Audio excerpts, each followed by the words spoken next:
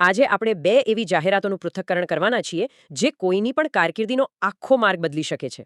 જેમાં એક છે ગુજરાત ગૌણ સેવા પસંદગી મંડળ એટલે કે GSSSB દ્વારા આવેલી ખાસ ભરતી ઝુંબેશ, અને બીજી છે સ્ટેટ બેંક ઓફ ઇન્ડિયા એટલે કે SBI દ્વારા આવેલી સ્પેશિયલિસ્ટ કેડર ઓફિસર્સની જાહેરાત. આ બંને નોટિફિકેશન એટલા માટે મહત્વના છે કારણ કે તે સ્પેશિયલાઇઝેશન પર ખૂબ ભાર મૂકે છે. હા, યોગ્ય લાયકાત ધરાવતા યુવાનોએ આ તકોની બારીકાઈઓ સમજવી જ રહી, જેથી કોઈ મોટી તક હાથમાંથી સરકી ન જાય. આજના આ ઇન્ફોર્મેશન ઓવરલોડના સમયમાં સાચી માહિતી ફિલ્ટર કરવી એ જ સૌથી મોટું કૌશલ્ય છે. મેં જ્યારે આ નોટિફિકેશન જોયા ત્યારે મને લાગ્યું કે આમાં લાયકાત અને અનુભવના માળખા ખૂબ જ ચોક્કસ છે. હા, એક તરફ રાજ્ય સરકારનું રોજગાર અને તાલીમ વિભાગ છે જે ગ્રાઉન્ડ લેવલ પર કૌશલ્ય વિકાસનું કામ કરે છે, અને બીજી તરફ દેશની સૌથી મોટી બેંક છે. જે પોતાના સાયબર સુરક્ષા અને ફાઇનાન્શિયલ ઓડિટિંગ માટે હાઈ એન્ડ નિષ્ણાતો શોધી રહી છે. એટલે જ આપણે આ બંને ભરતીઓને નોકરી મુજબ મતલબ કે જોબ વાઇઝ બહુ જ વ્યવસ્થિત રીતે સમજીશું. જેથી ઉમેદવારોને અરજી કરતી વખતે કોઈપણ પ્રકારની ટેકનિકલ ભૂલ ન થાય. તો ચાલો સૌથી પહેલા ગુજરાત ગૌણ સેવા પસંદગી મંડળ એટલે કે GSSSB ની જાહેરાતથી શરૂઆત કરીએ. અને અહીં પોસ્ટનું નામ છે સુપરવાઇઝર ઇન્સ્ટ્રક્ટર વર્ગ 3. કે આ ખાસ ભરતી ઝુંબેશ માત્ર અને માત્ર દિવ્યાંગ ઉમેદવારો માટે જ છે. માત્ર દિવ્યાંગ ઉમેદવારો માટે. હા, સામાન્ય રીતે દિવ્યાંગ ઉમેદવારોને સ્પર્ધાત્મક માહોલમાં ઘણી મુશ્કેલીઓનો સામનો કરવો પડતો હોય છે. બિલકુલ. પરંતુ આ એક સીધી અને અનામત તક છે, જે તેમને સમાજના મુખ્ય પ્રવાહમાં લાવવા માટે બહુ મોટું પગલું છે. સાચી વાત. જે દિવ્યાંગ યુવાનો ટેકનિકલ લાયકાત ધરાવે છે તેમના માટે આનાથી ઉત્તમ તક બીજી કોઈ ન હોઈ શકે. હવે આર્થિક સદ્ધરતાની વાત નીકળી છે, તો પગાર ધોરણ વિશે પણ જણાવી દઈએ. હા, આમાં પસંદગી પામનાર ઉમેદવારોને પ્રથમ 5 વર્ષ માટે પ્રતિ માસ ₹40,800નો ફિક્સ પગાર મળવાપાત્ર છે. આજના મોંઘવારીના સમયમાં શરૂઆતી તબક્કે 40,800 એ ખૂબ જ મજબૂત આર્થિક ટેકો કહેવાય. અને 5 વર્ષની સંતોષકારક સેવાઓ પછી ઉમેદવારને 7મા પગારપંચ મુજબ લેવલ 5માં નિયમિત નિમણૂક મળશે. લેવલ 5 એટલે ₹29,200 થી શરૂ થઈને ₹92,300 સુધી જાય. એટલે આખી જિંદગીની એક સુરક્ષિત કારકિર્દી પાકી. અરજી કરવાની તારીખો પણ નોંધવા જેવી છે. હા, ઓજસ વેબસાઇટ પર અરજી કરવાની છે. 2 માર્ચ 2026ના રોજ બપોરે 14 કલાકે ફોર્મ ભરાવાના શરૂ થશે. અને છેલ્લી તારીખ છે 16મી માર્ચ 2026ના રોજ રાત્રે 23 કલાક અને 59 મિનિટ સુધીની. સમયગાળો બહુ લાંબો નથી, એટલે છેલ્લી ઘડીની રાહ જોવી બિલકુલ હિતાવહ નથી. સમયસર અરજી કરવી એ શિસ્તનો પહેલો પાઠ છે. બરાબર. હવે આપણે આ જાહેરાતના સૌથી જ જટિલ હિસ્સા પર આવીએ. શૈક્ષણિક લાયકાત અને અનુભવ. હા, કારણ કે આ સુપરવાઇઝર ઇન્સ્ટ્રક્ટરની જગ્યાઓ અલગ અલગ 6 ટેકનિકલ ગ્રુપમાં વહેંચાયેલી છે. આ ભરતીમાં 3 પ્રકારના ઉમેદવારો માન્ય છે: ડિગ્રીવાળા, ડિપ્લોમાવાળા અને ITI કે ટ્રેડ સર્ટિફિકેટવાળા. એટલે નિયમ એવો છે કે શૈક્ષણિક સ્તર જેટલું ઊંચું, પ્રેક્ટિકલ અનુભવની જરૂરિયાત એટલી જ ઓછી. એકદમ સરળ ગણિત છે. જી. જો ઉમેદવાર પાસે બેચલર ડિગ્રી હોય તો તેને માત્ર 1 વર્ષનો પોસ્ટ ક્વોલિફિકેશન અનુભવ જોઈશે. અને જો તેમની પાસે 3 વર્ષનો ડિપ્લોમા હોય તો તેને 2 વર્ષનો અનુભવ જોઈશે.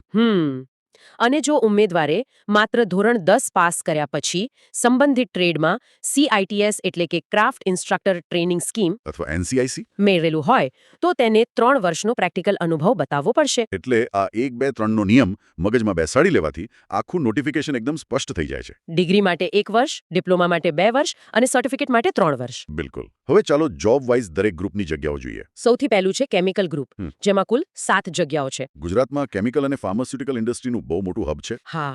આ કેમિકલ ગ્રુપમાં અરજી કરવા માટે પહેલા ગોલ્ડન રૂલ મુજબ કાં તો કેમિકલ એન્જિનિયરિંગમાં બેચલર ડિગ્રી અને 1 વર્ષનો અનુભવ, અથવા કેમિકલ બ્રાન્ચમાં ડિપ્લોમા અને 2 વર્ષનો અનુભવ, અથવા તો SSC પાસ સાથે કેમિકલને લગતા ટ્રેડમાં CITS કે NCIC અને 3 વર્ષનો અનુભવ. આ ઇન્સ્ટ્રક્ટરો ભવિષ્યના કેમિકલ પ્લાન્ટ ઓપરેટરોને તાલીમ આપશે. સાચી વાત છે.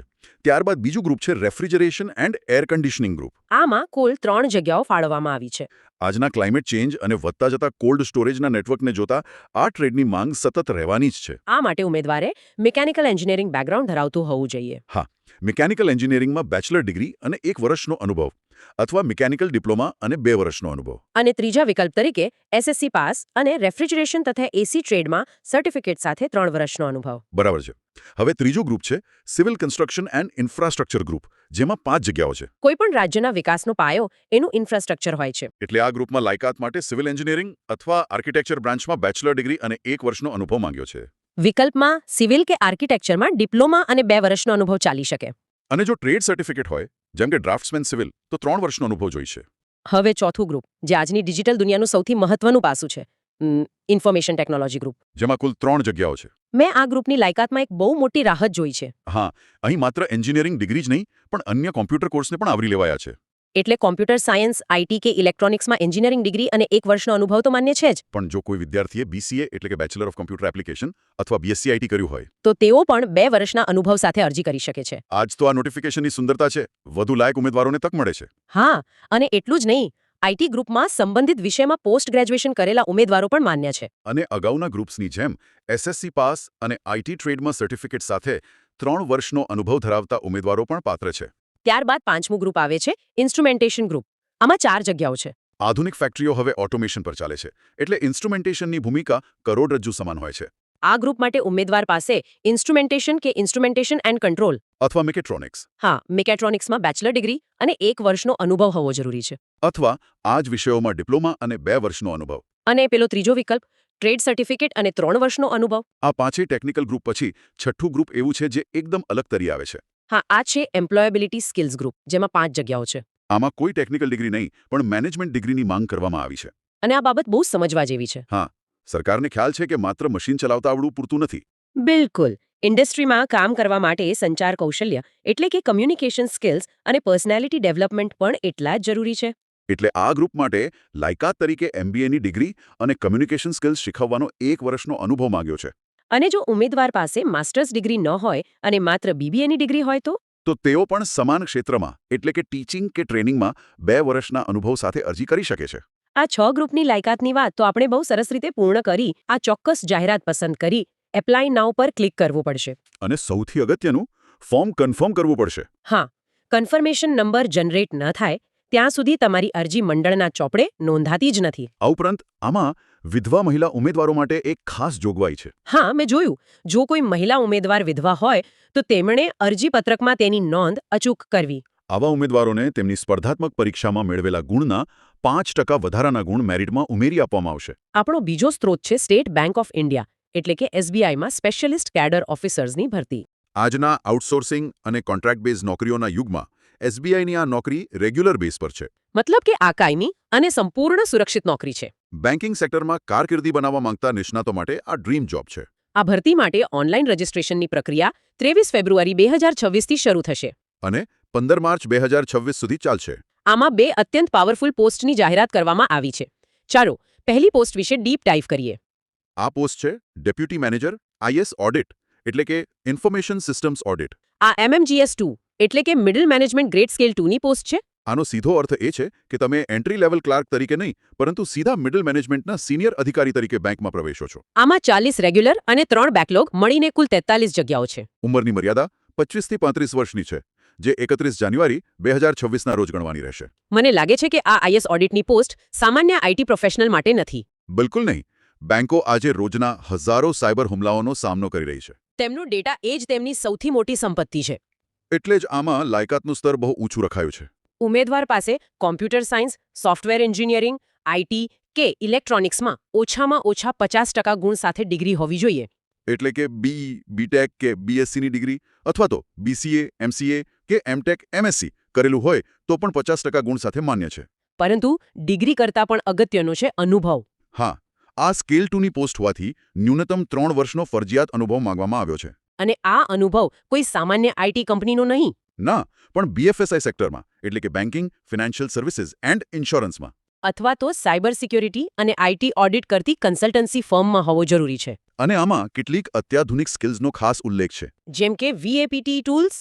હા, VAPT એટલે વલ્નરેબિલિટી અસેસમેન્ટ એન્ડ પેનિટ્રેશન ટેસ્ટિંગ. સરળ ભાષામાં કહીએ તો બેંકને એવા નિષ્ણાતો જોઈએ છે જેઓ સિસ્ટમમાં રહેલી ખામીઓ હેકર્સ શોધી કાઢે તે પહેલા જ શોધી લે અને તેને સુરક્ષિત કરી શકે. ઉમેદવારને નિસસ, રેટિના, સેટ અથવા કાલી લિનક્સ જેવા સોફ્ટવેર પર કામ કરવાનો પ્રેક્ટિકલ અનુભવ હોવો જોઈએ. આ જ કારણસર આ ભરતીમાં પ્રોફેશનલ સર્ટિફિકેશન ધરાવતા ઉમેદવારોને પસંદગીમાં મોટો ફાયદો મળશે. જો તમારી પાસે CISA એટલે કે સર્ટિફાઇડ ઇન્ફોર્મેશન સિસ્ટમ્સ ઓડિટર અથવા CISSP, CISM, DISA કે CEH જેવા ગ્લોબલ સર્ટિફિકેટ્સ છે તો તમારું રેઝ્યુમે શોર્ટલિસ્ટ થવાના ચાન્સ ઘણા વધી જાય છે. હવે આપણે SBIની બીજી પોસ્ટ પર આવીએ.